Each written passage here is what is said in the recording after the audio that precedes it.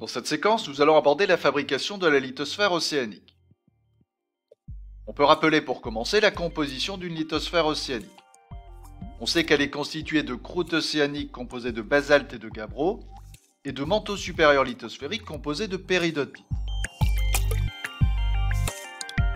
Nous cherchons à comprendre comment les basaltes et gabbros constitutifs de la croûte océanique sont fabriqués au niveau de la dorsale. Nous avons vu dans une séquence précédente qu'il existe un flux thermique élevé au niveau des dorsales qui est associé à la production de magma à l'origine de la formation de la croûte océanique. Nous avons aussi observé par tomographie sismique des remontées de matériaux profonds plus chauds sous les dorsales, constituant les phases ascendantes des mouvements de convection mantélique. Nous pouvons donc envisager l'hypothèse suivante pour expliquer la production des magmas basaltiques à l'origine de la croûte océanique. Il faut envisager une fusion partielle de la péridotite du manteau lorsque celui-ci remonte sous la dorsale.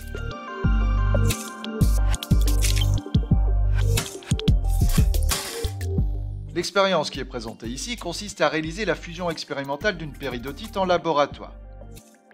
La péridotite étudiée dans une séquence précédente est une roche qui est riche en olivine et pyroxène. Elle se caractérise aussi par sa composition chimique. On peut noter par exemple sa richesse en magnésium ou sa pauvreté en fer et en sodium.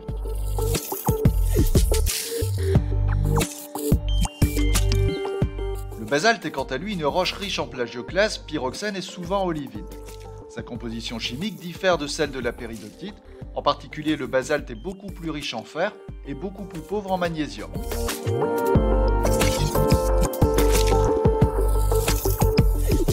Dans quelles conditions alors la fusion d'une péridotite pourrait-elle donner un magma de composition basaltique?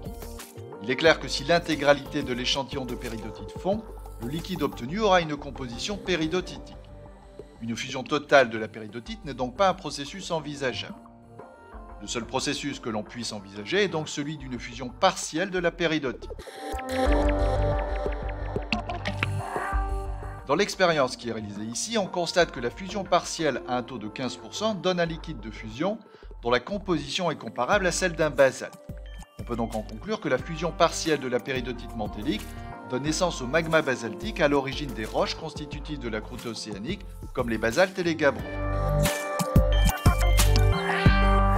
Sans entrer dans le détail des mécanismes de fusion partielle, il faut comprendre que dans les conditions d'une fusion partielle, certains minéraux seulement de la péridotite vont fondre et enrichir le liquide magmatique, ce qui explique les différences de composition entre la péridotite originelle et son liquide de fusion partielle.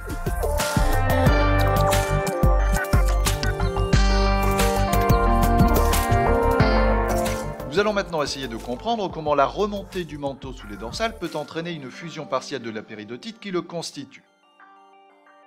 On observe ici un diagramme de fusion de la péridotite. Cette roche peut exister sous 3 états en fonction des conditions de pression et de température. En effet, la péridotite peut être soit l'état totalement solide, soit partiellement fondu, c'est-à-dire un mélange solide plus liquide correspondant à un état de fusion partielle, soit l'état totalement liquide.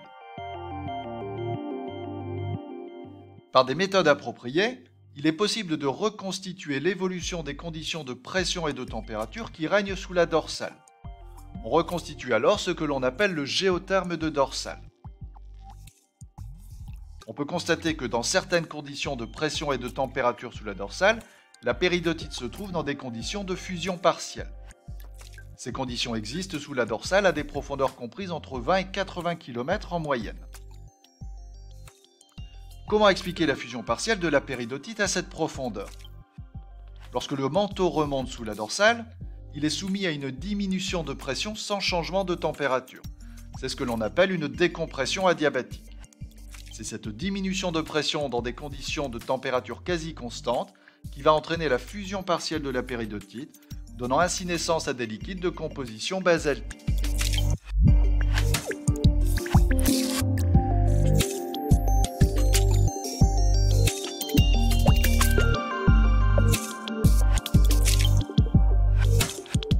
On peut noter par ailleurs qu'il existe 2 grands types de dorsales.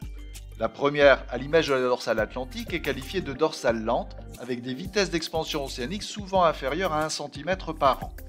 L'activité magmatique sous ces dorsales se caractérise par une fusion partielle et une création de magma qui sont discontinues.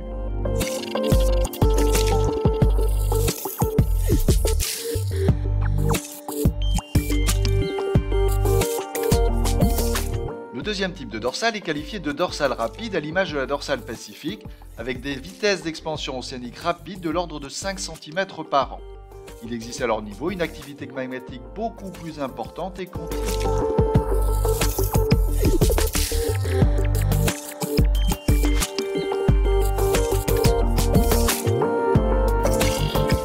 Nous pouvons terminer cette séquence en abordant le contexte tectonique du rift des Afar en Éthiopie.